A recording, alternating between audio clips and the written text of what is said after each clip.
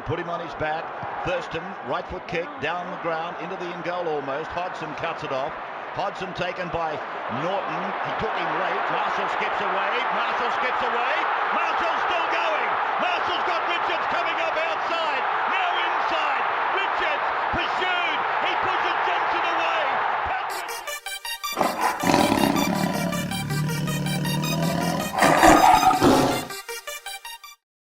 Good evening, everybody. Tuesday, the 23rd of July, 2024. You're back for another episode of the Tiger Town podcast, brought to you by Best on Ground Digital, bestongrounddigital.com, the digital marketing agency that looks after the little guy that will not steer you wrong, bestongrounddigital.com. Toby on the other end, how you going, brother? Yeah, good, mate. Yeah, good. Winding down to the end of the season, so starting to feel a bit of weight lifted off my shoulders, if I'm being honest. A little way to go, yeah. Pods, I know, but these pods, they're starting to become, I don't want to say tedious, but I'm going to say tedious to do at times. What about laborious? If I knew what that word meant, sure. How about yourself? Labour-inducing. Yeah, mate, going all right. As we know, getting up, the morale getting up and positivity around everything else to do with this football side does grate on you after a while, and alas, not many things seem to change whilst things are changing. So we'll jump in and we'll talk about what happened last week, what's happening this coming week, and a couple of big talking points as well to see if we can get this show rocking and rolling, mate. So we're going to kick off the show a little bit differently this week and look at a couple of things in the headlines at the moment. There's always, fortunately for us, something to talk about when it comes to our side, the West Tigers. And the latest one, well, there's two. We'll talk about the imminent Steph decision and where we think that's going to go in the meantime. But the news came out today, being Tuesday, that John Bateman has been immediately not so much released, but loaned over to the Warrington Wolves over in the Super League for the remainder of the season. And many people online are losing their collective minds over what seems to be a quote-unquote dumb decision. We're about to talk about why it's anything but a dumb decision. And to be perfectly honest, mate, without commenting on the decision itself, which I'll throw to you in a moment, I'm getting a little bit tired of people with barely two brain cells rubbed together commenting on stuff they've got no idea about and not bothering to think outside the box. Yeah, and I'm assuming we're talking about NRL 360 here, aren't we? Oh, we are, but there's more than just that. Yeah, no, it's very interesting that the people that are on that panel, and I'm going to focus more on the NRL 360 panel because that's become a joke of a show lately, is hosted by an ex-Tiger who clearly doesn't like us, an old Tigers legend, Braith Anasta. Oh yeah, those whole 2 seasons he was there. Old decrepit journalist who's just trying to stay relevant. A Queenslander who actually... That doesn't narrow it down. It was Crawley tonight. That was interesting. Oh, was it? I didn't watch it because I can't stand that show anymore. Creepy. I can't. Well, he's a douchebag in itself, but I'm talking about Buzz. Can't stand that guy. Funnily enough, the one person who seems to make sense continuously, unless you're talking about Queensland. By the way, we might also talk about the Origin. We haven't talked about that yet, so maybe we can do that as well. I've only got so many hours in the tank here, mate. Yeah, but we don't really have to focus too much on the Tigers. I mean, we can pretty much record it, press play and repeat. But yeah, and then the only one that's really making sense on that show is the Queenslander Gordy Tallis. He's the one that seems to just talk it from a fan's point of view. So, Look, watching that show these days, like you said, it's like watching people with two brain cells that are just rubbed together. They don't really have any train of thought. They make shit up, and then you got the other people on the on the forums, on the socials, on everything like that, who I will call them the best armchair footballers you've ever seen in your life, because chances are they've never laced on a pair of boots in their life. Yeah. Look, when it comes to things around this club at the moment, I think it's just a case of the low-hanging fruit. Any time that you can spin any sort of story with a negative spin, considering where the club's been for such a long period of time, it's taking the really lazy, easy route to not bother looking at it from a different perspective. and just to basically just shit on anything that happens or any news that comes out of the club. If we're talking specifically about the John Bateman situation, here's the facts. He's going over to Warrington, which is going to save the club about $200,000 this season. Now, that might be $200,000 that could be going to upgrading Fanua-Polo. Anybody out there who's complaining about this decision think that would be a good call? It could be split amongst a couple of people looking to upgrade. We might be throwing an extra $100K on a possible lucrative offer maybe for Lockie Galvin. You don't know, okay? And that may not be the situation, but it may well be. Or they may be looking to put those funds elsewhere. Who's coming back this week? Isaiah Papali'i. So it's obviously been something that's been in the works for a while.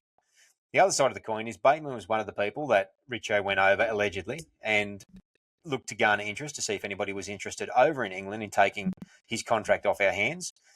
Everybody knows that he likes to be back home, and everybody knows that he is another underperforming, overpaid player. As much as I have raved on about how I do like his playing style and I like what he offers as a character, Richo's been trying to recorrect this roster. So what does him going over there do? Well, it puts him right in front of the eyeballs of the very clubs who may well be looking to pick him up. It also maybe gets him back in the right mindset to being back in England, playing in England, finding another love of that for the back end of the season as well. So there's a variety of reasons why we might do it. And it hasn't been done haphazardly. They've clearly waited. I don't think it's a coincidence that they've waited until Isaiah Papali'i was eligible to come back in to be able to make the decision to send him over. And if anybody thinks that we're hanging on to anything the back end of this year, then you just need to go and have one look at the ladder in terms of where we are. The only thing we can possibly achieve at the back end of this year when it comes to footballing prowess or progress is going to be avoiding the wooden spoon, which is entirely capable. We are entirely capable, I should say, of doing that, which would be a minor victory in another quagmire of a season. But if you can't do anything but that, then what are we looking to do? Well, you maximise as much as you possibly can. You look at recouping as much costs as you can so you can filter that into other systems as you continue to slowly build and move forward. Do I wish John Bateman was out there this weekend? Look, on his last few performances, probably fucking not. You know, and I've said copious times I'm a fan of Bateman. Like I said, both as a player and a character. But to argue anything but us not getting value for money out of him would be, as far as I'm concerned, verifiably incorrect. And so we're better served with that $200 back in the bank, $200,000 back in the bank or thereabouts, and have him possibly pick up a contract for next year and maybe not come back. Or worst case scenario, he comes back, he's had his off-season holiday early, so he can do a full pre-season for the first time with the club, and we go from there. Yeah, look, obviously when the news broke, it had to have a clickbaity title. Had to. So the first thing I saw was John Bateman's played his last game for the West Tigers. Was I upset with that? Not really. When I saw that clickbaity title, not really. I was like, is what it is. I'm not upset. I'm not frustrated with the decision. I was, like you said, off the back of his last 3 performances, I thought it was a good move, funnily enough. Now, when I read it's a loan deal, I thought it was a strange one. But, having to think about it, it does make... It's a very smart football business decision, as well as a business decision. So, this is something that... And, here's a perfect example of the old administration to the new administration. So, Pascoe and Bryden Douche and Richo. I was watching a couple of weeks ago. They had an interview with Brooksy, and they asked him, has he used the barbecue yet? And he's just basically said, no comment. That was a present that the old administration thought, let's do this. This is personal. This is for a bloke that's played 200 games for the club, and it's his, it's his junior club and everything like that. Do you think that's something Richo would have done?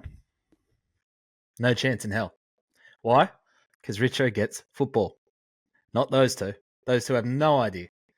So when people sit there and they look at this decision, and they need to listen to everything you just said then, because this is a clear indication that the administration we have now is some of the, let's just say, I'd say it's probably one of the biggest improvements overall in the entire club. Now, we're not seeing it on the field, but we're seeing everything but.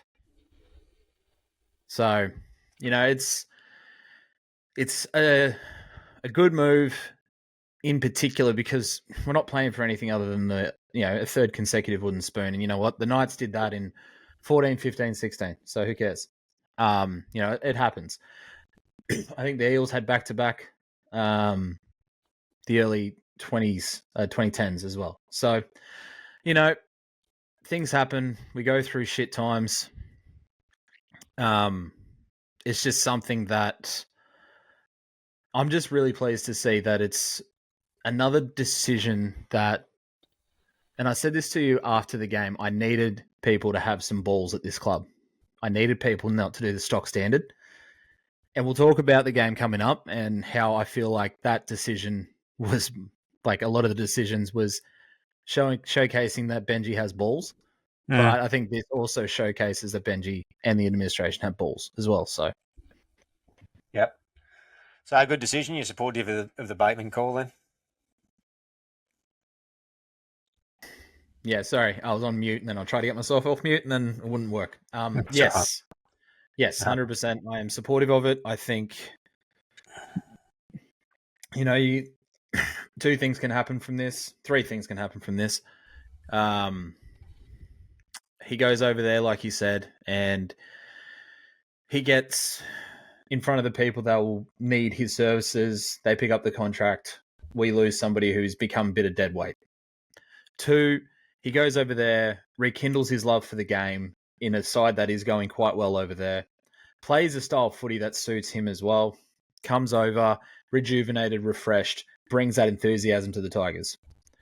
Three, he comes back and he's got the same attitude and we're up Schitt's Creek without a paddle. So, but we've made 200K off it. Yeah, so worst case scenario, we're stuck with the same old Bateman where we are, $250,000 better, 250K better. Yep.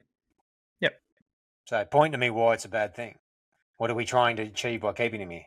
Bugger all. In fact, all we're going to do is keep somebody else out of getting a little bit of first-grade experience.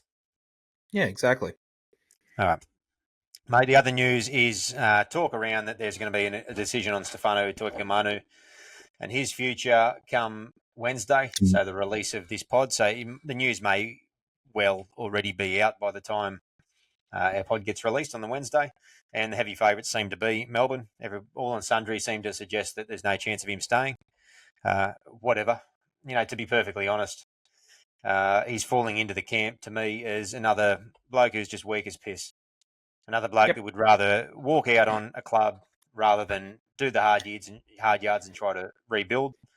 He's the same as a Tedesco to me. We gave him the start. We've paid him good money. We've offered him a cracker of a deal above where he is at. And in all likelihood, in the event that he does, then he's going to take the easy option. Weak as piss and reflective of the performances that he's put in, to be quite frank. I retract all those statements if he does end up re-signing, but if he goes on to greener pastures to chase quote-unquote success, that is weak as piss. And I think that's the third time I've said that phrase, but I'm sticking with it. There's nothing that grates me more than people who leave struggling clubs in any sport or a struggling situation in any sport just to chase victories through a more successful franchise club, whatever it might be. I think that shit is a joke. And I think that the fact that it's not discouraged anywhere anymore. Back in the day, people used to really promote that as sticking solid and looking to rebuild, and the whole underdog story. It has disappeared. It's been so Americanized with just chasing rings and titles. The fact we hand out rings these days. So if Steph stays, awesome. LeBron, are you? Beg your pardon? You're still upset about LeBron going to Miami, aren't you? Well, that's another example about it.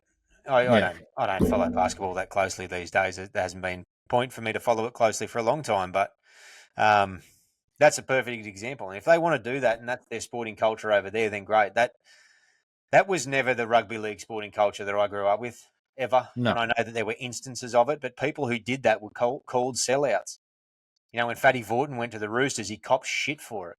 When Yep. Freddie Fittler did the same thing, he copped shit for it. You know, when people would go from Wests to Manly or Parra to Manly or whatever it might have been, you know, people would hate them for it. The, you know, articles about it, the journalists and that sort of stuff would have a crack at them. You know, these days you don't hear it. It's crickets. It's almost, I'll say it's literally encouraged. Talk about Yeah. 360 earlier tonight. Paul Crawley talking about why wouldn't he and Lachlan Galvin want to go to a more successful club? Why? Because the club they're currently at is paying them a good salary, and you would suggest that this club that they're currently at, that gave them the start, that gave them the chance, who is struggling, and they have great young players with potential, you would think they would want to repay the faith to the fans and the club by building the club up to become successful. Not taking the first fucking bus out of town so you can just ride on the coattails of some other system's success. Is that premiership ring really going to mean that much to you if you just sail off and do that?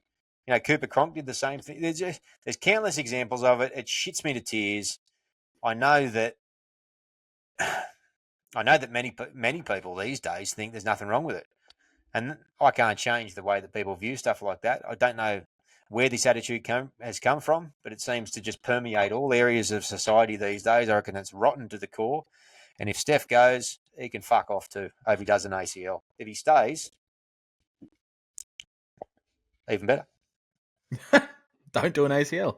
No, fuck no. But you think about it, like, you know, we grew up watching, you know, obviously the prime time of us really getting ingrained with rugby league and everything like that. It was around the, you know, mid 90s.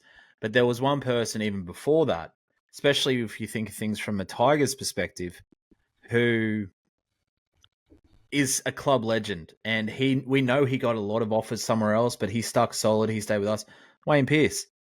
You know, Wayne Pearce I think he got offers from the Roosters. He got offers from Canberra. He got offers from, I think, Manly as well. And this is a bloke, like, you think about Canberra beat us in the grand final. You think that, you know, the Roosters were bound for success as well. There was a lot of people that were bound for success. There was a lot of teams. You know, Manly, I think, were probably coming off a pretty successful run as well. Stuck solid because he just showed that loyalty. And what is he viewed as now in every Tiger's eyes? An absolute club legend. Yeah. A club legend. Leichhardt Oval Hill named after him. Exactly. You know, the Wayne Pearce Hill. And there's, like, do you want to go down sitting there saying, I want a premiership, good for me? And in all honesty, Steph will probably, if he goes down to Melbourne, he'll be winning a premiership off the bench. He won't be starting. You know, you'll have Tukey starting, not Tukey. Yeah. Is it Tukey? Kamikamica, yeah. I agree with that, but I take your point. Yeah. Would you sit there and then potentially coming out of all of this shit and we start on a big run and you're part of that big run? And again, there's no guarantee you're going to go down and win a bloody premiership anyway. I mean, how long since Melbourne have won a title? 2020. So 4 years. How long since the Roosters have won a title? 2019. What other heavyweights are around at the moment? Or at least contenders. Now, there's Penrith. There's those three that stand out. But what's that next tier who still think they're in somewhat of a premiership window? Like a Brisbane last year. When was their last title? 2006. Yeah. Cronulla, you know, near on 10 years ago. What was that, 15? 16. You know, so there, like, you make a good point. There are no guarantees. And, yeah, you might play finals and all that sort of stuff as well. What do you think this club's trying to do? Yeah. You know, people that walk out rather than doing the hard yards. I don't know where the morality sits with it. I genuinely don't. I'm not in the head of these types of players, and I don't know what the motivation is. You know on the outside what the motivation is, but I just don't understand again. And I probably won't. I'll just keep going around in circles if I say it, but I genuinely don't understand why that concept of repaying the faith and I mean to the end. I don't mean repaying the faith for a couple of years and doing a decent job for a couple of years and then fucking off elsewhere. I mean repaying the faith as best you can for as long as you can. You know, if you're being offered a good opportunity to make a great living, being paid good money, being valued at the club that you're at, who is struggling, who is trying to rebuild, how about you make a commitment to that club that, you know what, you guys brought me over, you paid me overs early, you've stuck by me, you've made me a state of origin level player, you've offered me a great long-term deal. In what world do you just go, yeah, thanks, but no thanks, I'm going to go over here? I don't have any ties to this club, but they look like they're going really well, and I just want to experience what winning feels like, so I'm just going to go over there and just be part of that system. That sort of thing is so foreign to me. And so, yeah. Going around in circles, I said I didn't want to do that, so I'm going to pull it up there. Anything else you want to add on that? No, not really. It's just I'm just thankful that a decision's going to be made one way or the other. And like you said, if he chooses to go, see you later. Let the door hit your ass on the way out. Don't care. If he stays, you can use our catchphrase, Steph. Fuck off, we're building. 100%. I'll get a bloody bumper sticker and drive and make my way down to Sydney, slap it on the back of his bumper bar, and see him off to Melbourne. Yeah. See you fucking later, mate. Yeah. Look, you can look at big players moving clubs in the next 12 months, next 6 months for that matter, and say, well, why don't other clubs have similar sentiments to some of their big players? Look at Penrith, for example, with Jerome Luai and Fisher Harris. They're completely different situations. Jerome Luai has paid that club.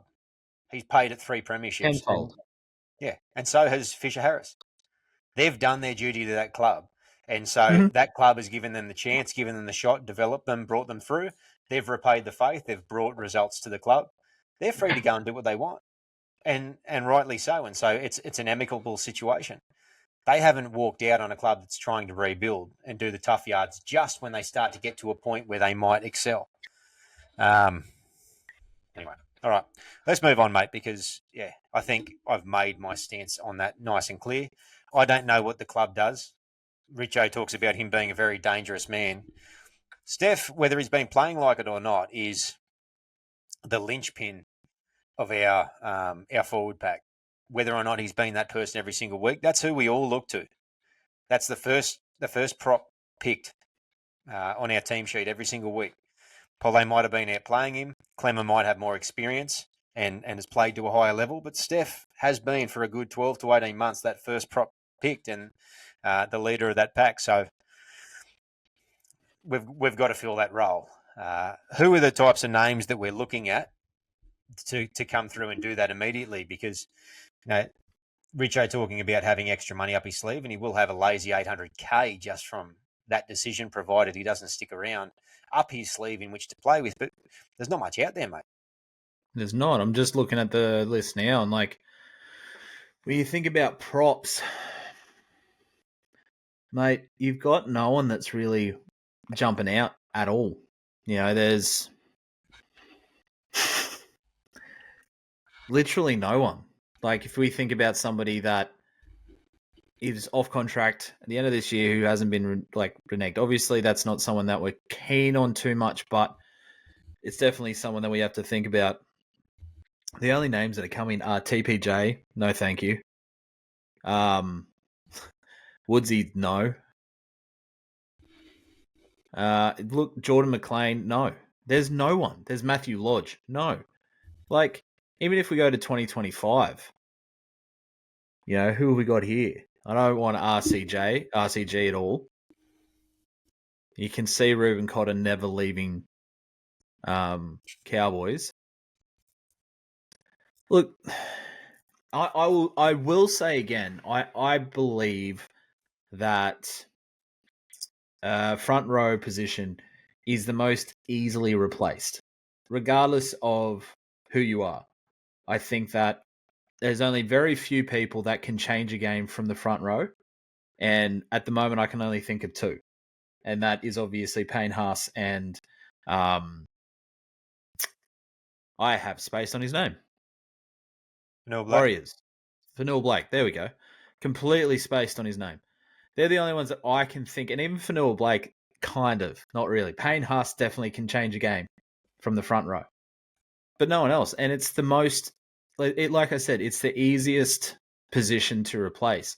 And while you said that Steph is the linchpin, we just need someone to come to the club that's going to lead from the front. That's all we need, and that's that linchpin that you do need. And I think that there's probably a few next year that potentially could come over and fill that void. So next year, our prop stocks currently look like Clemmer, Twal, Kitley, he's a lock technically, but it plays as a middle. Alex Seyfarth can play it as a middle. You keep going down, you got Pole, you've got Chris Farnutu, who hasn't made his debut yet and is also a lock. Keep Miller. going down, you got Jordan Miller. And in this squad of 27 spots filled up, that's it. That's all we have. And so we need players through. There's a young fellow, Tim Johansson, a bit of a gangly bloke, has been going really well, coming up through Ron Massey and then up through into New South Wales Cup, who's starting there now, who's been doing a really good job, high-effort player. So he may get a training trial, I think, next year would be something that I would suspect is going to happen. But you do need that. That 27 I mentioned is without Caesar, Toomuth and Steph and their options as well. So, the biggest problem, as I've said many times, is the space available.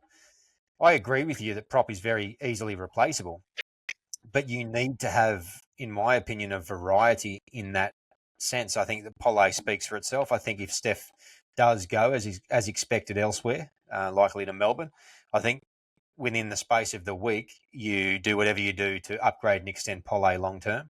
He becomes the pack leader by default, and then you're probably looking at others then to fill that spot. Ruben Porter has played both on an edge and in the middle. I think he is the type of no-nonsense player that you need to have around your squad.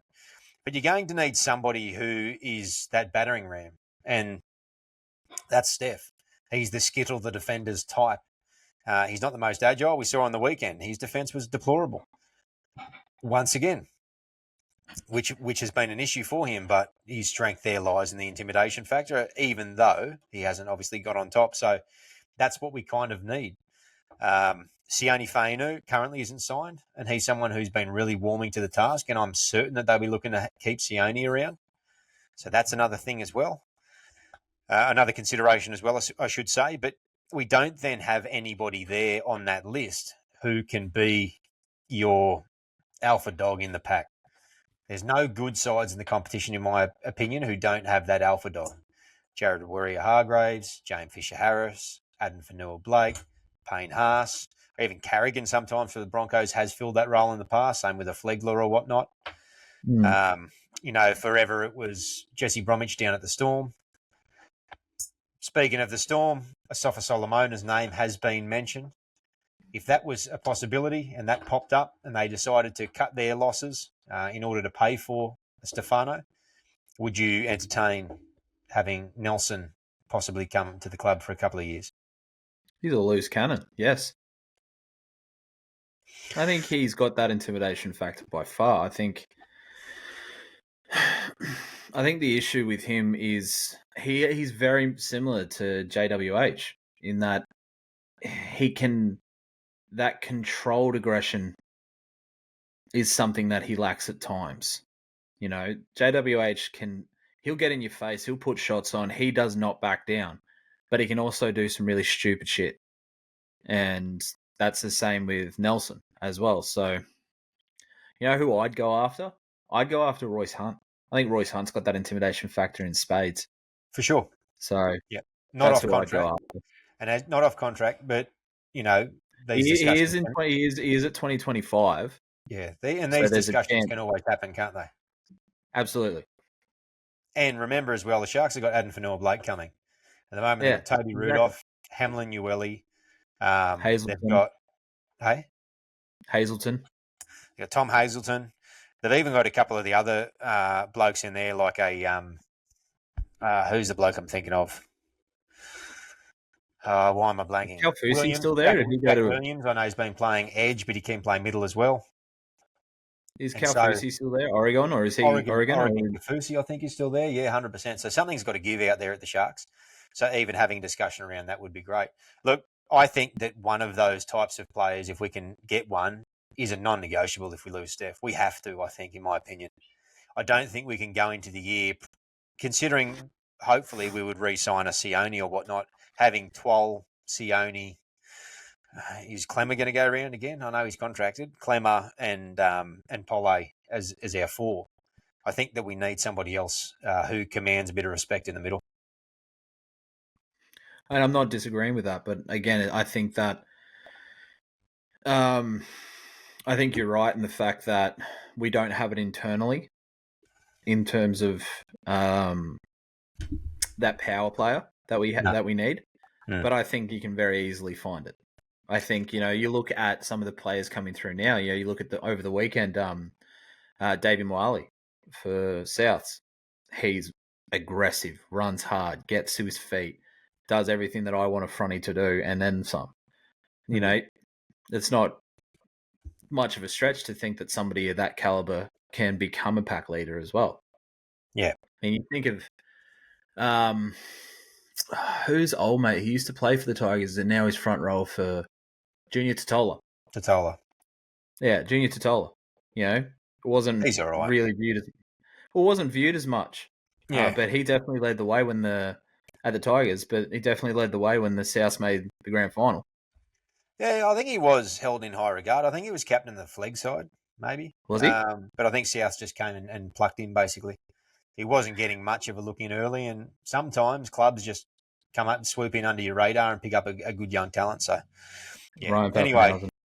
Sorry, mate. Ryan Pappenhausen. Yeah. Let's not open up old wounds. Mate, let's jump in and do a quick little recap of the Rabbitohs. Obviously, this time around, we've gone and jumped into a couple of current affairs, more so than just simply game breakdowns, just mixing it up with the show a little bit as well. What I will mention too is if you often we have listeners, not a huge part of our audience, but a decent chunk of our audience tend to watch on YouTube. Apologies for that visually in terms of the heads you've got to look at, but a bit of an error with our upload issue last week. Apologies for that. So I'll put my hand up for that. What's that, mate? I'll put my hand up for that. Yeah, so we uploaded as per usual, and we didn't actually realise until Friday, Saturday, I think, that the upload had failed. And I got in touch with Toby, but he wasn't able to get it redone. And by the time that had happened, the game had gone and whatnot as well. So apologies for that, folks. It's one of the few times it's happened. Hopefully you were able to find the show last week on one of the other spots, but this week we'll be back to normal up on all three platforms as well. So thanks for, I don't know. Thanks for tuning in. I don't think anyone abused us, so that was good. No, it was good. It was good. Would have made it a bit more interesting. Maybe made you wake up to yourself a little bit, but outside of that. Go and jump. Speaking of jumping, I felt like jumping after we bumbled and fumbled our way to a 42-28 loss to the Rabbitohs in a game in which I think for the most of the game I felt we were the better side. Which easily. You do get that feeling sometimes outside of drop balls. I think that we played some of the better footy, I guess. Let me put it that way. Mate, what did you make of that game on the weekend? That was frustrating. So frustrating. I didn't even watch the last 10 minutes. I couldn't. I was so frustrated with it because, and I've said this. I reckon I've said this for the last 6 or 8 pods. The people that keep letting us down are the senior players, and yeah, that's the thing that's just becoming a running theme. It's beyond annoying, beyond frustrating. It was one of those things where everything that was good that happened was coming from our youth again. And yeah, people will sit there and say, oh, but what about the drop balls by Luke Lowley? I mean, kid's 18 and he was given hospital balls. He did have one off a kick that he dropped, but he's 18. It's his third first grade game. And I don't even think he's played much cup. So give the kid a break. Much. Handful of games, if that. Yeah. He was 17 a month ago. We've said that before. Yeah. He's allowed 136 metres. Still made that awesome break down the left. He'll learn from that too. We go back to players early in their career with poor hands. Doesn't mean a whole lot. No. And I mentioned probably the best fullback in the game at the moment, and how he looked like he was not going to see much first grade for a long time.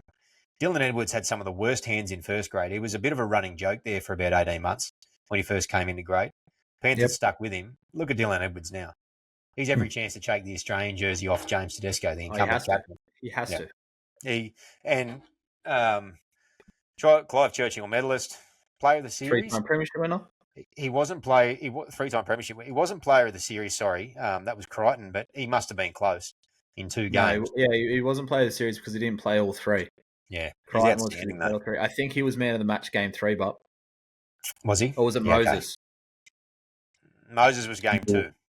Game 2. I think he might have been play. Could be wrong, but he wouldn't have been far off anyway. Yeah. Yeah, Luke made a couple of errors, but go back and watch that first half if you want a taste of what Luke Lealii can do. Absolutely incredible. Look, a lot of people have said it, and you bang on the money. What we saw on the weekend was, that, to use that overused phrase with his side, green shoots. But I guess when you're playing what is clearly a youth policy now towards the back end of this year, never more so evident than when we get to talking about the upcoming Warriors game shortly. What you want to see is you want to see that youth playing with enthusiasm and having a real crack. They all played with enthusiasm and had a real crack. And the point that we were talking about was that the senior players were the ones that were a mess and making common errors. John Bateman basically messed up everything he possibly could. Every time he touched the ball, he would do something stupid. And they all came in and had a similar sort of game. Caesar goes and gets himself 10 in the bin and another couple of weeks suspension for a textbook hip drop that he was already suspended for. I'm surprised he only got 2 weeks. Yeah, me too. Clemmer had 4 runs for 46 metres. Hurt his ankle, evidently. Adam Dewey had a mixed bag. Once again, bombed a couple of opportunities and a couple of silly options once more. Another thing too, he had a fair few of those look back as if it was someone else's fault rather than realising it was his, which was a bit frustrating. Yeah. Adam Dewey, we're fans of Adam Dewey. We like Adam Dewey's passion. Adam Dewey is a player who has a lot of talent, but he needs to he should have done a long time, start looking at himself in the mirror I think a little bit for some of his deficiencies. Because if he's able to patch up some of the errors, the deficiencies in his game, he could be outstanding. But there's a lot of outward critique that he tends to project onto others, and it's a problem. Anyway, mate, lift or sink? Who's sinking? We mentioned senior players. We just throw that bubble out there, the ones we've mentioned. I think so. That's who I'm sinking. Can't stand him anymore. Yeah. We've been calling for a mass shake-up. We never expected it to come, and lo and behold, for a variety of reasons, we've actually got it. I said in the private chat today, this is the first Tigers coach in 15 years, probably longer, to actually absolutely put a shovel through the place when it needed to be done. May have needed to be done slightly early, but he's done it, and we'll get to that in a moment, which is good to see. Mate, who's lifting? Whose game did you like? Who's playing some good form?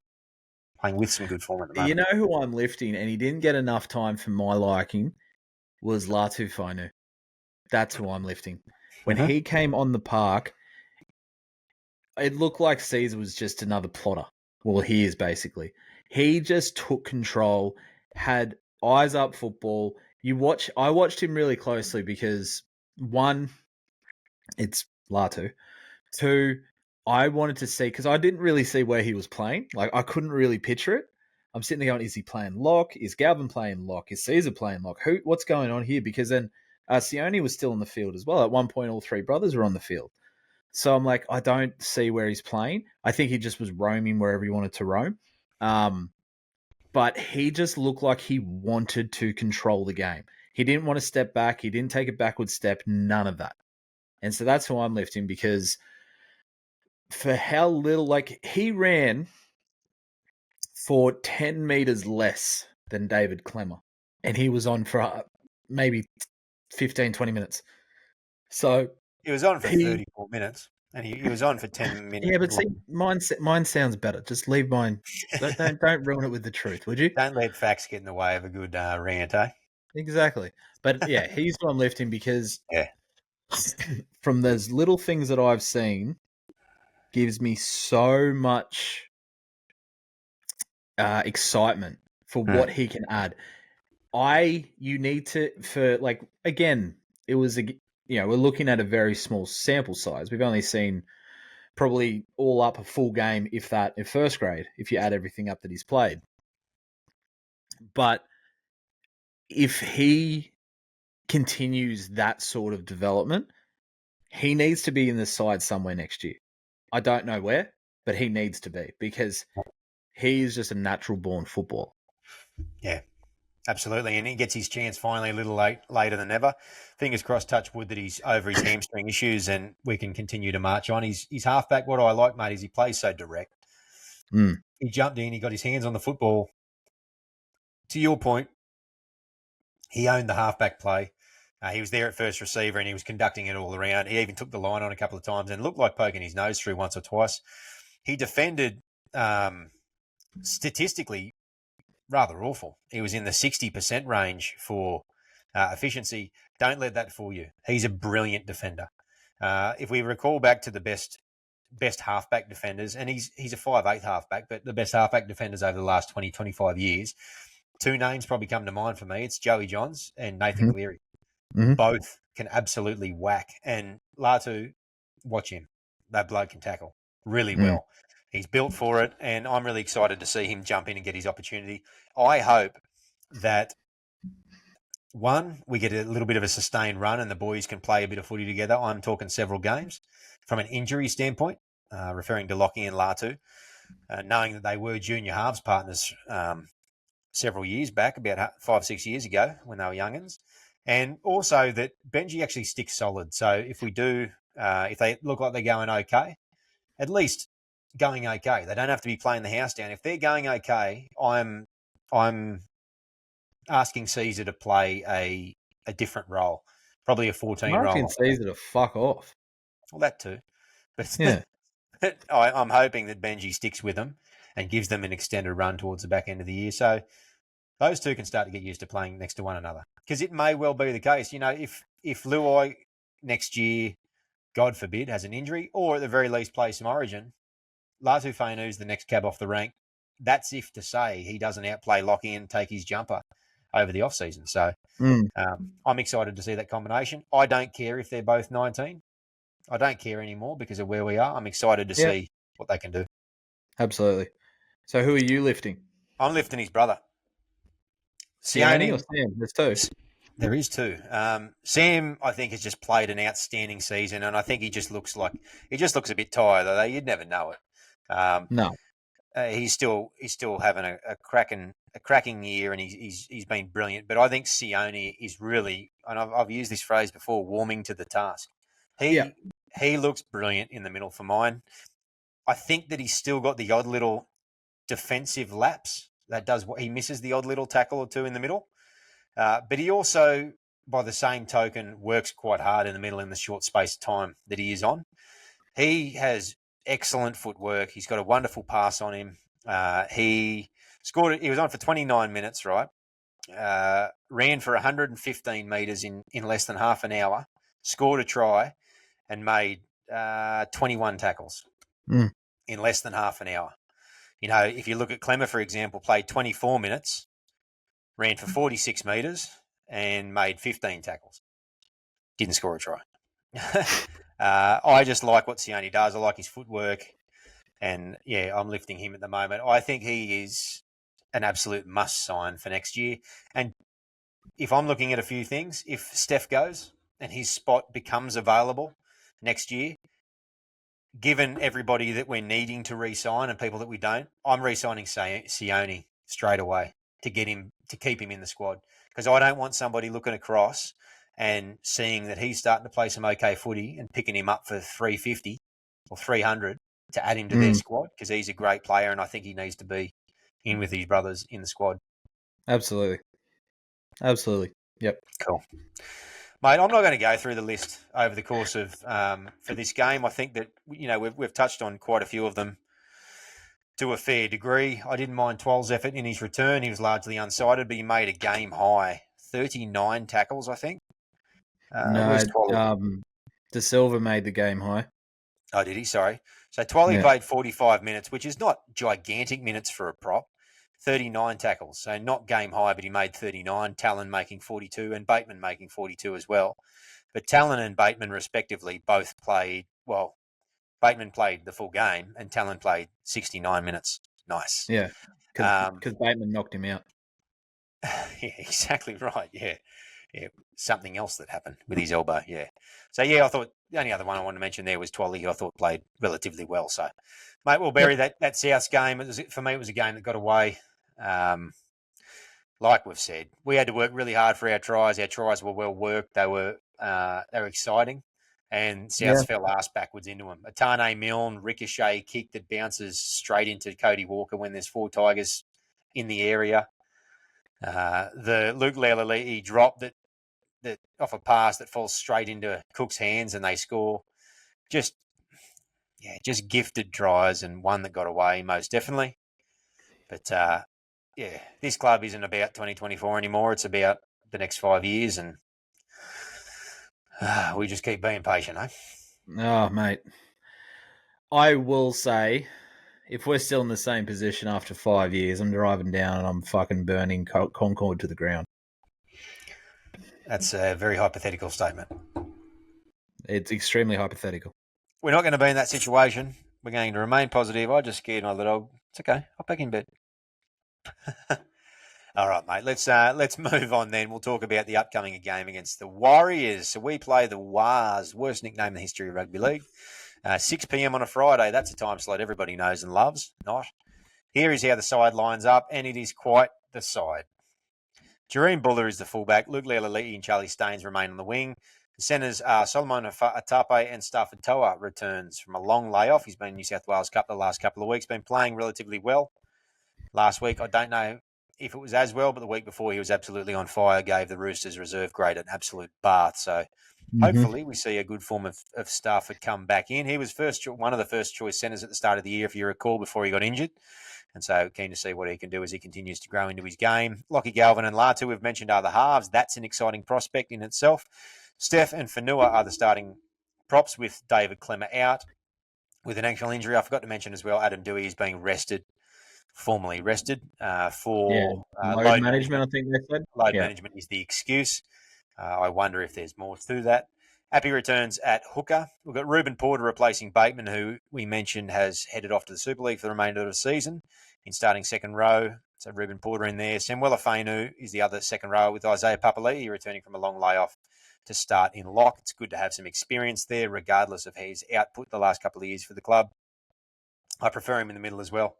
We spoke before he had his syndesmosis injury that he was actually starting to find his feet in lock, and of course he gets injured with foul play. But anyway, moving on. Talon remains at 14, a strong lift candidate for his game on the weekend. I thought he had an outstanding game. He took his chances and he took the Rabbitohs on. So sorry, Tal, that we didn't mention your effort, mate. You're outstanding on the weekend, and hopefully that's a sign of things to come. Alex Seyfarth, Sione, Fainu, and Alex Twal round out the 17. We then have an extended first grade list of Heath Mason, Justin Matamua, Kit Leilani, Tony Sukkar, and Solomon Alamalo. I want to mention something to you, mate, before we jump in and talk about the squad. A lot of changes, obviously. All those veterans we spoke about, one way or another, have been basically removed from the side, Season being the other one being suspended. Here's what I want to go through. Here's some ages in this side. Ready? Dream Buller is 22. Luke Leilani is 18. Solomon Atape, he is 23. Stafford Toa, 24. What do we got here? Charlie Staines. Where is Charlie Staines? Charlie Staines is 23. Stefano is 24. Fanua Pole is 22. Isaiah Papali'i is 25. Talon De Silva is 19. Alex Seyfarth is 25. Sione Fainu is 23. Alex Twal is 27. So the only people in this side who are over the age of 25 are Api Coruscant, Ruben Porter, who's playing, I think, his 5th NRL game, and Alex Twal. Is that right? Alex Twal, Ruben Porter, Api Coruscant. They're the only players in the entire 17 who are over the age of 25. Outrageous. I didn't mention Galvin, 19, Latu, 19. There's a few I skipped over in there as well because I assumed everybody knew. So there's your list for you. How many teenagers have we got this week? Luke's 18, Lachlan's 19, Latu's 19. Samuela's 20. Silver. De Silva's 19. Yep. So there we Then go. Then you go the reserves. Mason. Yep. Mason, Kit. Sukar's just 20, I think. Matamua's 21. So I think you can understand the point that we're trying to make here. I don't know what the youngest side ever fielded in the NRL era is. This would have to be a red-hot favourite. You could argue. Pretty bloody close. Appy is 30, isn't he? He's just 30, is that right? Yep. So Appy is the only person who is in their 30s in the entire side. And the next oldest will be Reuben Porter, who's 27. Mm-hmm. Then Twally. And then Twal, the next oldest would be Twal, who is 28. Oh, it's 12. Just turned 28, and Reuben Porter, who's 27. Geez. Everybody else is 25 or under, significantly younger than 25. Quite the remarkable side that's been picked. This is not an SG Ball side. It's not a Jersey Flex side. This is the West Tigers starting side for their game against the Warriors, mate. We've spoken about the halves duo. What are you interested to see this weekend?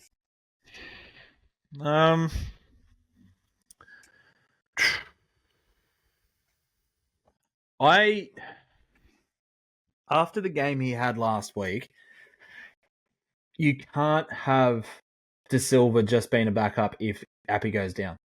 He needs to give him some game time, especially how many times he broke open that defense from that scoot that he made and set up Galvin. Was it Galvin that he set up? Yep. Yeah. He scored one himself too. Yeah. Oh, I picked that too, remember? Said he was going to have a scoot and scored. Good work. He can't be used as just a thing. So I hope Benji utilizes him more than just maybe at the back end of the second half because, Appy, has made 60 odd tackles, whatever. But I think what I'm most excited to see is actually Papali'i as well. Back in a lock role, because both you and I thought that he was starting to really warm to that position and was playing some of his best footy for us. Lo and behold, as soon as he leaves. But yeah, I think there's copious amounts of things that I'm looking forward to from this side. We know the halves. I know that TDS has more than enough capabilities to cause a lot of headaches from the bench. And yeah, Papali'i to, I guess, it's the word I'm looking for. Probably stiffen up that middle. So, how do you think the game's going to play out, mate? And you got a bold prediction for us, mate? I'm going to keep doing it week in, week out until we break the duck. I think we're going to win. I think we're going to win rather comfortably. I think it's going to be a bit of an implosion on the Warriors' part. I think that it's going to be 30-6 to us. And I think a lot of those points are going to be scored in the second half. I think they might go into the half with maybe a 6-4 lead or something along those lines. And then they'll just think they'll have it in the bag. They'll just come out and, brain us, but we'll have the youth and the exuberance to get us to that scoreline. So yeah, I think we're gonna win, and I think we're gonna win comfortably. My bold prediction is I think that we're going to see a beautiful backline sweep for Staines and see what those halves are made of. I think we're going to see Latu straighten, really hold up the defensive line. You're going to see Galvin sort of a late footwork once he receives the ball. Not the Benji step, but how Benji used to catch the ball and then move. I think you'll see something along those lines, and then it'll just be quick hands out to Charlie Staines, and we'll be like, that was beautiful to watch. Very good. How do you go about beating the Warriors in your eyes? The Warriors this year are not the Warriors side they have been last year when they caught fire. No, they are not. They are not. I think we always know that the Warriors are they're just brutal up front. They always have been. Like, no matter what era I can think of, whether it was, the early 2000s when, Monty Beetham was in the side, or this day and age when you've got Mitch Barnett, who was unbelievable for the Blues on last Wednesday, along with Adam Fanua-Blake, who arguably hasn't been to the same level he was last year, but he's still so destructive. So I think if we can match it in the middle, I think it goes a very long way to disrupting what they tend to use, which is that power game. Yeah. And I think that they are a side where if they catch fire, they catch fire. I think they play a lot of somewhat low percentage. I think there's a lot of kicks for wingers and a lot of big cutout balls, and they try to play a bit flashy at times, and sometimes it sticks and sometimes it doesn't stick. So it sort of depends upon the Warriors side you're going to get. To your point, talking about up the middle, my bold prediction is that we're going to see Stefano play like a man possessed after settling his contract, and he and Fanua are going to absolutely run riot, and we're going to see the boys play off the back of it. I think we're going to get a win, but I think it's going to be very tight. I think it's going to be a frustrating game where we bomb a bunch of chances and win in a very tight one, 22-24. Well, that'd be disheartening for the Warriors fans, losing by 2 points 2 weeks in a row. I know, yeah. So that's the way I can see it happening. Probably going to be wrong, but like you, we're trying to be optimistic here. I'm just going to keep doing until we finish. Yeah, I can't. What I can see. What I can see happening is us, or no, I'll say what I can't see. What I can't see happening is us changing our ability to execute, or our lack of ability to execute in one week. So I think that if we're going to score 4 tries, 24 points or whatever I think we're going to score, I think that comes with several bombed opportunities and bombed chances. I think that's just the side we're at the moment. Yep. And so I think we'll create a lot of chances. We won't capitalise on them all. Therein lies a lot of the frustration, not dissimilar to a lot of games this year. And so we'll continue to play that sort of more expansive, open-style football. I think it's obviously working, at least in attack for us. So, yeah, hopefully that's the case. And the bold prediction being that, Stefano will run for high 100s at a minimum, 175, 180 plus. And, okay, good luck to him if he's going. But that's what I think is going to happen. Yeah, look, if it gets us a win, fine, you do you, boo. But if the decision does come when everyone's listening to this pod, which will be Wednesday, and he's gone, again, let the door hit you on the arse on the way out. Yeah, absolutely. I feel the same way about anybody that walks out on the club in those types of circumstances, particularly if they are, quote unquote, chasing premierships. Yeah, and one person, like a perfect example of somebody who really does not fit that mold was Sean Bloor. When Sean Bloor left, it was amicable. He was going there because he wasn't getting a huge run with us at that point in time. And even when he left, he thanked everyone on social media at the Tigers. It was such an amicable, and I'm so happy he's doing so well down in Melbourne as well. Loving watching him play.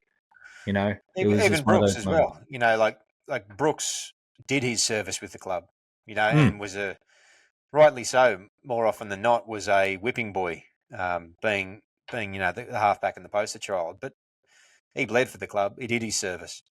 Sean Bloor, for a different reason, as you mentioned, he went for an opportunity. Who was there? You had Bateman and Papali'i, which at the time were walk-up starts for the club in the second row. So there wasn't a lot of opportunity, and Samuela was banging on the door there as well. So Sean saw the writing on the wall and had an opportunity to go. These are different circumstances, and we'll find out, I guess, sooner rather than later. Probably already now as you're listening to it. Yeah. And we didn't do it last week either, but we'll try to do it, as we're launching this pod, or if not after the game on Saturday. But we're putting our socials to who you think is your. We'll do it after the game on the Warriors because again we kind of, or I dropped the ball on that one again. We said we were going to and I didn't. But after the Warriors game, we're going to put something on the socials for us to give your sink or lift, and we'll talk about that in the next podcast as well. So look out for our socials on Instagram and Facebook, and we'll ask for your opinion on, after watching the Warriors game, who's your sink and who's your lift. So when we do our review next week, we'll obviously jump in and read out the best ones as well. Absolutely. Yeah, by name. So it's a good chance to interact and get your name on the show and get your opinion more appropriately on the show. Yeah, tell us who's sinking form-wise in your eyes and who's lifting off the back of the Warriors' performance. Friday night, maybe we'll have a look out. We'll see if we can get that out and Oh, yeah, we're playing. fresh off I said Saturday, didn't I? fresh off the result. If you're flying high after a win, get in there and pump up the tyres. And if you're dirty and you want to rant off the back of another loss, it'll be a prime opportunity for you to do so in a public It'll forum. be an interesting one too because it'll be a Friday night, so quite a few people will probably be at the pub on a couple of terps. So that's a good point as well. Let that be the lubricant for your let opinion. that be the fuel. Absolutely. All right, mate. Anything else you want to mention before we sail off and sunset this eve? Fuck off, we're building. Oh, yes, we certainly are. You can find us on all the major platforms: Apple, Instagram, Spotify, YouTube, and Facebook. If you haven't already followed us on all those platforms, then please do so. We post all sorts of stuff, junior news, rumours we hear, general conversations. A good place to be. Follow along. We recommend any West Tigers media that you consume it, you eat it, because why, Toby? Because perspectives are positive.